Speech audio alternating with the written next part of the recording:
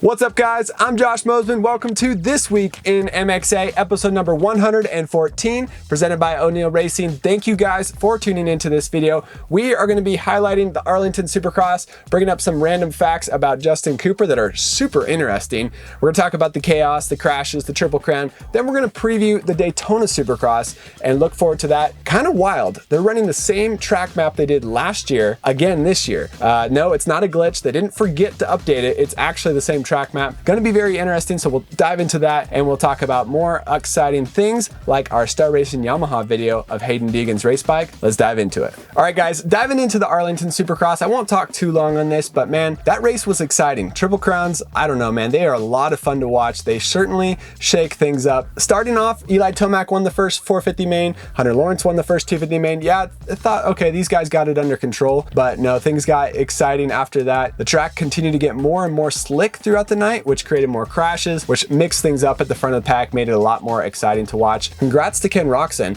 He ended up 5th on the night, tied for 4th with Jason Anderson, but man, he rode awesome. He was right behind Eli Tomac in the first main. In the third main, he ended up passing Eli Tomac late in the race. So congrats to Ken Roczen on a great ride. Eli Tomac was on it. He had pressure from Chase Sexton. Heartbreaker to see Chase Sexton go down again in that third main, tuck the front end, but he got up quickly, and at the same time that he crashed, Justin Barcia went off the berm. So that made sure that Chase Sexton didn't lose any positions. That certainly helped him out. Then he caught back up to Eli Tomac. Eli made a mistake over the bridge jump, the tabletop. Very surprising to see, but it certainly made the championship a lot more exciting when that happened. Then on the very last lap of the 450 main event, Cooper Webb, man, my wife says he's like a shark. Just you're always wondering what he's doing. He's always lurking behind, and you're just scared of what's going to happen at the end of the movie or at the end of the race. Well, this movie was Cooper Webb's all to the finish line after he passed Chase Sexton. Wasn't the final lap, but end of the race. And Chase Sexton had to dodge Kyle Chisholm, who crashed in the whoops, and then he had to dodge Grant Harlan, who was trying to move out of his way. Unfortunately, moved right into his way. Believe me, guys, I've been a lap rider. Luckily, I haven't messed with any main event results when I was racing Supercross or even the Outdoor Nationals, but it is hard to be a lap rider when you're tired, you're fatigued, it's the end of the race, you don't know which way the riders are coming from. So I definitely sympathize with Grant. He definitely tried his best, and Chase Sexton, you know, obviously didn't blame anything on him. It was wrong place, wrong time. Cooper Webb was right place, right time, and he was able to get the win. It's his second win of the season, and very impressive for KTM. Next up, I have two things I want to talk about in the 450 class. Justin Barcia and Chase Sexton. Yes, it was a kind of an aggressive move where Barcia made sure Chase did not pass him on the outside, but honestly, I have no problem with it. Obviously, Barcia, he has a reputation for doing some wild things on the track, but Chase Sexton tried to pass him on the outside in a tight, slow turn. Barcia didn't do anything dangerous in my opinion. It wasn't dirty, but he made sure, hey, I'm on the inside. This is a slow corner. I have no problem not touching the brakes and going to the outside, running you wide into the tough blocks and making sure that I keep my position. Then it kind of looks like 2 corners later that Justin almost let him by. So that was pretty interesting, but yeah, Sexton trying to pass Justin Barcia on the outside, that is a bold move. Next, I want to highlight Justin Cooper. This guy is the king of consistency. He's finished inside the top 10 in all 4 of his 450 main event starts. Yes, he made his 450 debut at Houston, top 10 there, top 10 at Tampa, top 10 at Oakland, now a top 10 at Arlington. This guy is on rails and very, very consistent and impressive. Ben Bridges, I believe it was him who brought it up, that his stats in the 250 class, top 10 every single time he's raced the Supercross. 28 main events, 28 top 10 finishes. Then I took a look at his stat sheet of all the results he's had from racing outdoors and Supercross. He's only finished outside of the top 10 7 times outdoors. He's finished 11th or 12th 6 times, and he finished 15th 1 time at the 2018 Southwick National. Wow, very impressive stuff from Justin Cooper. I raced nationals for multiple years. My best overall finish was a 15th, and that's his worst ever.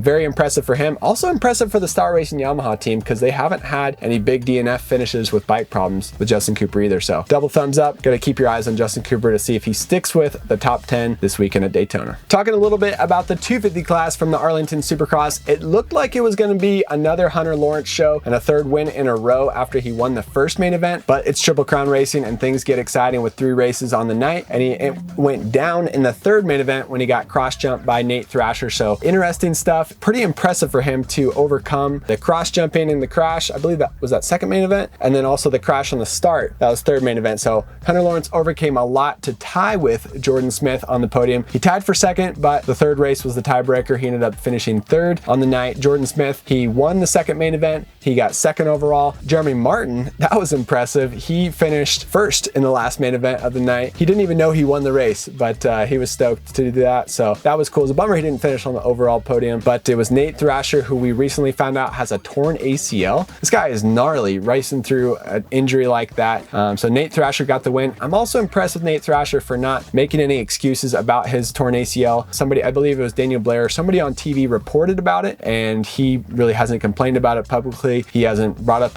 any excuses in any of his interviews. He said everybody's dealing with something in the post-race press conference, and that's just what he has to deal with. So gnarly stuff. Thumbs up to Nate Thrasher. Alrighty guys, now let's preview the Daytona Supercross coming up this weekend. This is one of the gnarliest Supercross races of the season. I was thankful and lucky enough to be able to race it back in 2018 when I was doing my Supercross tour. Wow, that track was gnarly. It's a tough thing to be able to ride Supercross, but as soon as it gets rough and rutted on the lips of jumps and the landings of jumps, you're dealing with all these ruts in the corners and big bumps. It's a whole nother thing to try to time jumps with ruts and with how soft the dirt is. That's something I didn't expect at Daytona when I raced there. The jumps are very, very soft. I knew it would be kind of soft, but I thought they would at least have somewhat of a base to them. No, it's very soft at Daytona. So gnarly stuff. Looking ahead, this weekend is the 53rd annual Daytona Supercross. So like I mentioned at the top of the video, the longest continuous Supercross in history. The first one was back in 1971. Motocross Action, we started producing a magazine back in 1973. So 50 years for motocross action, 52 years for Daytona Supercross. It's going to be interesting this weekend because the track map is exactly the same as it was last year. Last year's race produced an awesome main event down to the wire between Cooper Webb and Eli Tomac. Chase Sexton was up there early on as well. Ricky Carmichael said, hey, the track was awesome last year. I've always wanted to try to replicate a track and do it back-to-back years so that riders can study what happened last year, learn from it, and then bring that into the following year. Well, it's happening this weekend. Daytona Supercross. Looking ahead, structurally, the only difference I can notice between last year and this year is there's no jump in the straightaway that goes underneath the over-under bridge. So that's really the only small minor change. The layout's the same. The rest of the jumps look identical. So it's going to be a gnarly weekend. Once again, you have a long sand section. Riders hate it. Mechanics hate it. Goggle guys, they hate it because you got sand behind tear-offs and stuff like that. So sand sections are brutal, but they make it fun for fans. They certainly open up opportunity for making up time or losing time. Also, the long straightaways with rutted rhythm sections are very fun to watch at Daytona Supercross. You always get some really cool videos. Cooper Webb almost won the Daytona Supercross last year.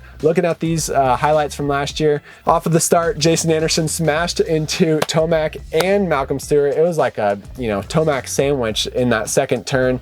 Malcolm went off the track, gained a little bit of speed, jumped back on the track, and then smashed into Jason Anderson in the sand section. At the end of the race, Eli Tomac caught up to Cooper Webb. Unfortunately, Cooper got caught behind a lap rider in a rhythm section. It was Shane McElrath. He was trying to get out of the way, but kind of like Grant Harlan did last weekend, he got into the way of Cooper Webb. Bummer deal, but Eli Tomac was able to get the win. Daytona or Daytona?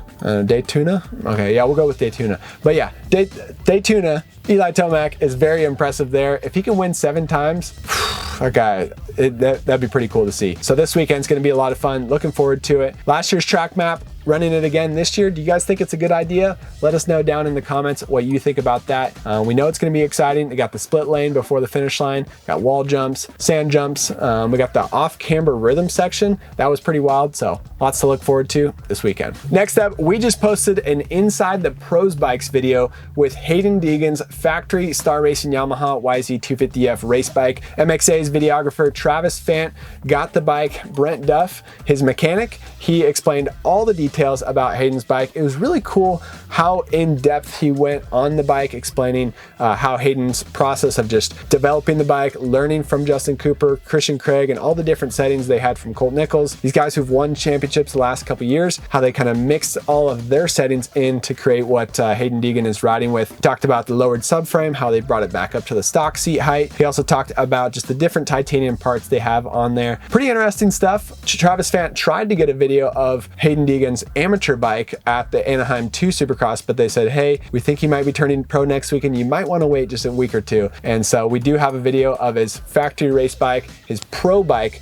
which is on par with Jordan Smith, Nate Thrasher, and the rest of his teammates. Very interesting stuff. If you haven't seen that video yet, you better check it out on our YouTube channel. It's the video that Brendan Schofield has been waiting for, and so have a lot of other YouTube viewers and fans of the sport. So Haiden Deegan, awesome rider. Kind of struggled last weekend. I think we had 12th in the first main event and then 4th and 5th in the second and third main event. So very, very impressive rider.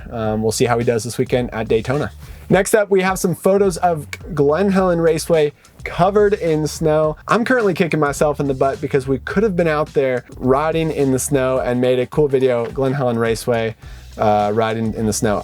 People ride in the snow all the time in other states, but we don't get snow at Glen Helen. It's only 1,000 feet above sea level at Southern California. I believe it was 50 years ago the last time we had snow at that area. So it's gonna be, I'll be pretty old by the time we have snow there again. But man, kicking myself in the butt that we weren't out there riding in the snow. But either way, check out these photos. Pretty wild to see at Glen Helen. Although we didn't ride in the snow, MX ace Trevor Nelson, he took our 2023 and a half KTM 450 factory edition out and took some photos of it in the snow. Enjoy these clips right here. And he got some clips of the new Alpine Stars boots, their new limited edition Vision boots that just came out this past weekend. He got some photos of that in the snow too. Good times. Next up, we just featured the press release on our website that Suzuki came out with a new boot camp program where they are using the HEP Suzuki team with their riders Ken Roxon, Shane McElrath, Kyle Chisholm, and 250 riders Marshall Welton and Dylan Schwartz. They're going to be using them and the factory mechanics over there at the HEP Suzuki team as assets to create these opportunities for Suzuki riders to go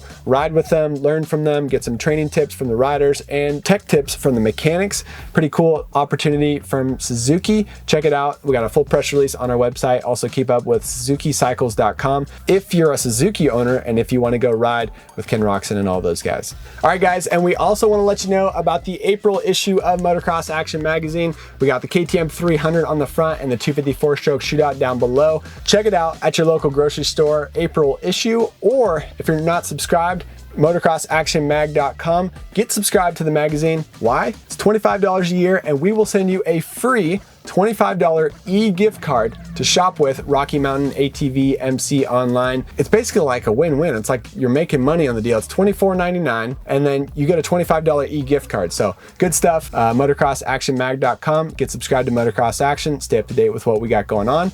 And if you have the magazine, post a photo of it on your Instagram Instagram story, and we'll share it on our Instagram story this week. Thanks for watching. We'll see you in the next video.